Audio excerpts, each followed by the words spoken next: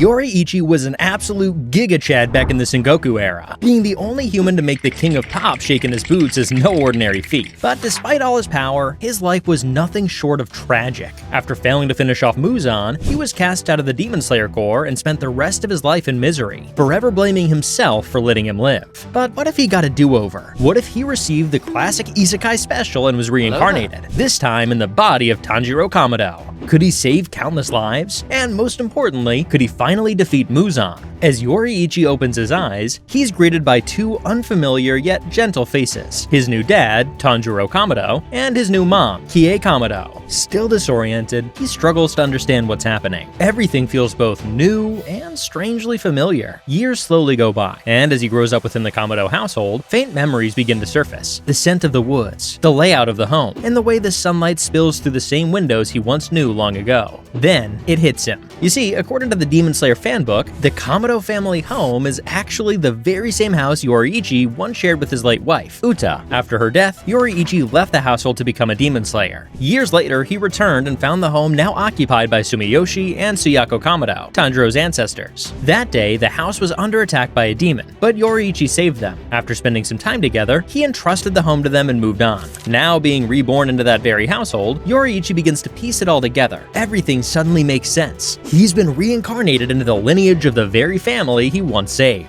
Fate has given him a second chance. From that moment on, he vows not to waste it, and promises to put an end to Muzan once and for all. His plan is simple: grow stronger, then seek out the Demon Slayer Corps when the time is right. But it doesn't take long for him to realize something is off. His new body feels weaker, slower, and less in sync with his breathing. Then it hits him. This body lacks the Demon Slayer mark. Without it, he can't access the transparent world, the selfless state, or the overwhelming strength and speed he once possessed. Yet, in place of those powers, he inherits Tanjiro's heightened sense of smell, a gift that becomes his greatest weapon.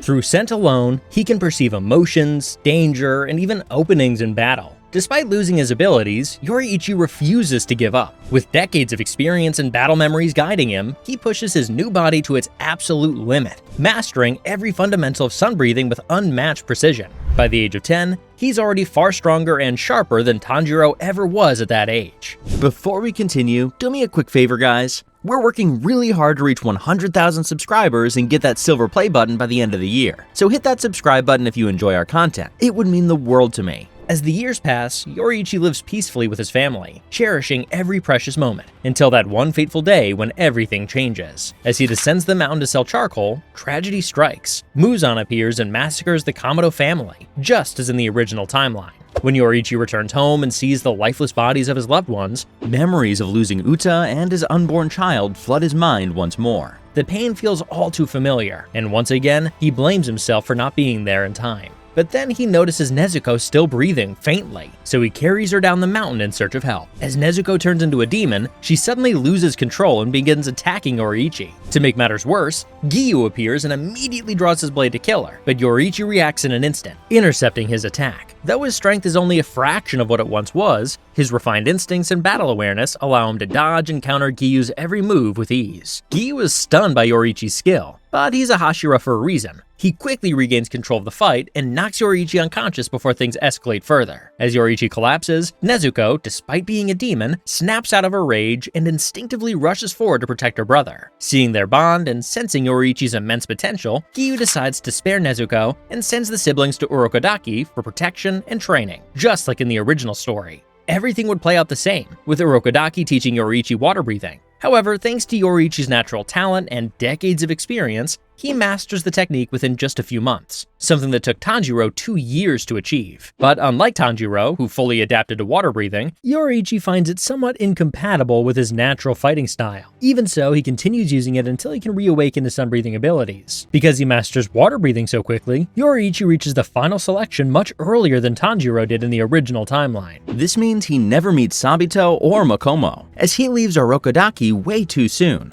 When the exam begins, Yoriichi clears every demon that comes his way like a vacuum cleaner. He then tracks the hand demon thanks to his heightened sense of smell and slays the demon effortlessly. Since Yoriichi passes the exam 2 years earlier than Tanjiro, he never actually sees Zenitsu, Kanao, and Genya until much later in the story. Afterward, he returns to Orokodaki's home and decides to leave Nezuko in his care until she wakes from her slumber. Determined to regain his former power, he begins a series of solo missions, wiping out demons like the Swamp Demon and saving numerous civilians. His feats quickly make him a local legend, earning him the nickname Wonder Child. Word of his strength even reaches the Hashiras. 2 years later, Yoriichi finally awakens both his sun-breathing and his Demon Slayer mark. But unlike in his original life, where the mark was permanently active, this time he can control it, turning it on and off at will. Though he's still not quite at his former peak, he's much closer to reaching his absolute potential. When Nezuko finally awakens, the siblings set out on their journey together, following the same path as in the original story. In the Asakusa district, Yoriichi catches a scent he could never forget, the same one from the day his family was slaughtered. He follows it immediately and soon finds himself face to face with his old nemesis, Muzan. Rage floods through him as he realizes the man who killed his new family is the very same one who destroyed his purpose in his past life. Muzan instantly gets hit with PTSD the moment he spots the Hanafuda earrings and the Demon Slayer mark. Just like in the original timeline, he turns someone in the crowd into a demon to create a distraction and manages to flee the scene. Yoriichi swiftly knocks the demon unconscious and is then approached by Lady Tamayo, whom he immediately recognizes as the same demon he once spared after his battle with Muzan. From there, everything unfolds pretty much the same, with Muzan sending Susumaru and Yahaba after him. But this time, Yoriichi takes them both down effortlessly, without needing any help from Lady Tamayo or Yushiro.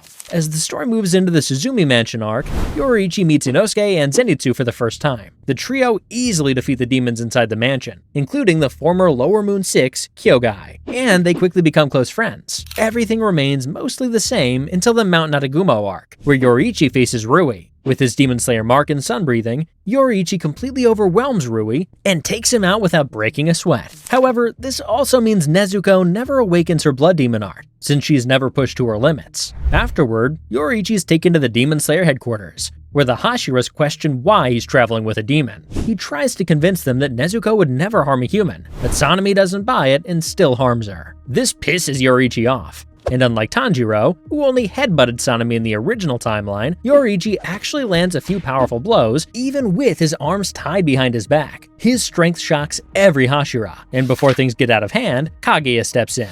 Using his foresight ability, Kaguya tells the Hashiras to trust the Kamado siblings, and that they're only here to help. Though skeptical, the Hashiras ultimately follow Kaguya's judgment, and with that, the story moves forward into the Mugen Train arc. Everything would play out just like in the original timeline, with everyone falling victim to Enmu's Blood Demon art. But eventually, they'd all break free and defeat the demon with ease. Just when they think it's over, Akaza shows up, and this is where everything takes a major turn from the original timeline. As Akaza clashes with Rengoku, Yoriichi activates his Demon Slayer mark and joins the fight. The battle's fierce, with Akaza now facing not one but two worthy opponents, leaving him no reason to hold back. He goes all out. The fight pushes Rengoku beyond his limits, and in this timeline, he awakens his own Demon Slayer mark. The reason he manages to awaken it is that Yoriichi has already awakened his mark, and as you guys know, when a marked Demon Slayer appears, the mark spreads to other Demon Slayers around him. With both of them now marked, Rengoku and Yoriichi unleash powerful attacks together, finally managing to behead Akaza. So Akaza's dead, right? Well, not quite. As we've seen in Demon Slayer, high-ranking Upper Moons don't simply die from decapitation. Realizing he's been outmatched, and with the sun beginning to rise, Akaza picks up his severed head and bolts into the woods before Yoriichi or Rengoku can react. And while Akaza still manages to escape even in this timeline, at least Rengoku survives and doesn't become a donut. News of Yoriichi and Rengoku nearly taking down an Upper Moon goes viral, earning them immense respect among the Hashiras. After recovering and spending some time training alongside Rengoku, Yoriichi is soon sent on his next mission, the Entertainment District, joined by Inosuke, Zenitsu, Nezuko, and Tengen. With Yoriichi now nearing his peak, the fight against Gyutaro and Daki plays out very differently. Just like in the original timeline, Yoriichi and Tengen take on Gyutaro, while Zenitsu and Inosuke handle Daki. But this time, things are far easier for the Demon Slayers. During the battle, Tengen also manages to awaken his own Demon Slayer mark, and together with Yoriichi, they decapitate Gyutaro without taking any serious damage. Meanwhile, Inosuke and Zenitsu also defeat Daki, though neither of them awakens their mark since they don't meet the requirements, having a heart rate of over 200 beats per minute and a body temperature above 39 degrees Celsius. Since Nezuko doesn't participate in the fight, she still wouldn't have the chance to unlock her Blood Demon art. Another big change here is that Tengen doesn't lose his arm or suffer any major injuries. Now, you'd think that since he keeps his arm, Tengen would stay in the core, but not exactly. As revealed in chapter 90 of the manga, Tengen had already promised his wives that he would retire and live a peaceful life with them once he defeated an Upper Moon. And honestly, who could blame the guy? So, just like in the original story, Tengen still decides to retire in this timeline. Before officially retiring, Tengen tells Kaguya about Yoriichi's incredible talent. Considering Yoriichi already fulfilled the requirement for becoming a Hashira by defeating multiple members of the 12 Kizuki, he ends up filling Tengen's spot. He's promoted to the rank of Sun Hashira, becoming one of the youngest, alongside Muichiro, to ever hold the title. The story continues pretty much the same until the Swordsmith village arc. With Akaza barely escaping, and both Yutaro and Daki gone, Muzan gets way more cautious. This time, he sends not just Hantengu and Gyoko, but also Akaza, who's itching to get his revenge on Yoriichi. As the three Upper Moons begin their attack on the village, Yoriichi immediately catches their strong scent and goes after them, with the other demon slayers, including Mitsuri, Muichiro, and Genya, following him to fight the demons. The group then decides to split up. Yoriichi faces Akaza, Muichiro takes on Gyoko, and Mitsuri and Genya confront Hantengu. Muichiro's fight against Gyoko unfolds exactly as in the original story. After Gyoko reveals his final form, Muichiro awakens his mark and defeats him, but the intense strain from the mark causes him to lose consciousness shortly after. Meanwhile, Mitsuri and Genya's battle against Hantengu proves far more difficult. Hantengu splits into his clones using his Blood Demon art, overwhelming the two demon slayers. This forces Nezuko to intervene and use her Blood Demon art for the first time. She goes full berserk mode,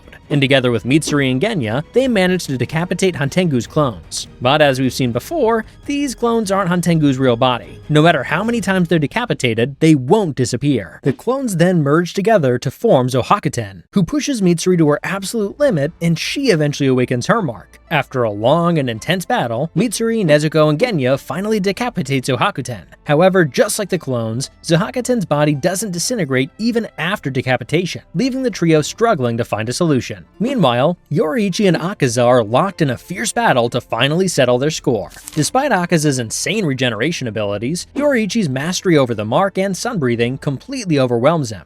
After hours of non-stop combat, Yoriichi unleashes the same technique he once used on Muzan, slicing Akaza's body so fast and clean that he can't regenerate, finally killing him before he can even recall Kyuki. After defeating Akaza, Yoriichi rushes to help Genya, Nezuko, and Mitsuri in their fight against Zohakuten. Thanks to his heightened sense of smell, he quickly realizes that Zohakuten isn't Hantengu's main body. He then tracks down the real Hantengu and goes after him, leaving the others to deal with Zohakuten. It doesn't take long for him to locate the real body and finally slay Hantengu. As the battle ends and the sun begins to rise, Nezuko gets caught in the sunlight, but just like in the original story, she develops immunity to the sun and survives. Hantengu uses his final moments to report to Muzan that there's now a demon who can withstand sunlight. Muzan becomes ecstatic the moment he hears this, and decides it's finally time to launch a full-scale war against the Demon Slayer Corps. Everything after that plays out much like the original, leading into the Hashira training arc, but this time, Yoriichi personally trains the Hashira himself. He teaches them how to awaken their marks, just like he did back in the Sengoku era.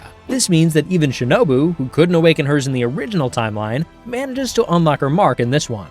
And Yoriichi himself manages to permanently awaken his mark after going through brutal training, just like Tanjiro did after finishing his training during the Hashira training arc. The final battle begins the same way. Muzan visits the Ubuyashiki mansion to kill Kaguya, but walks right into his trap. The Hashiras then corner Muzan, but Nakame activates the Infinity Castle, dragging everyone inside and setting the stage for the final showdown. Since Akaza's already dead here, the Infinity Castle sends Yoriichi, Giyu, and Rengoku straight to Muzan himself. As soon as Yoriichi sees Muzan, he refuses to repeat the same mistake of letting the Demon King escape again. So without wasting a second, he combines all 12 forms of sun-breathing to unleash the 13th form in an attempt to kill him on the spot. But once again, Yoriichi's reminded that the body he has now doesn't have the same speed or power it once did. Even though he can now maintain his mark permanently, it's not the same as being born with it like in his past life. Yoriichi keeps trying the 13th form over and over, while Giyu and Rengoku create openings for him. But it's no use. The trio then decide it's best to hold off Muzan and buy as much time as possible until the other Demon Slayers arrive to back them up.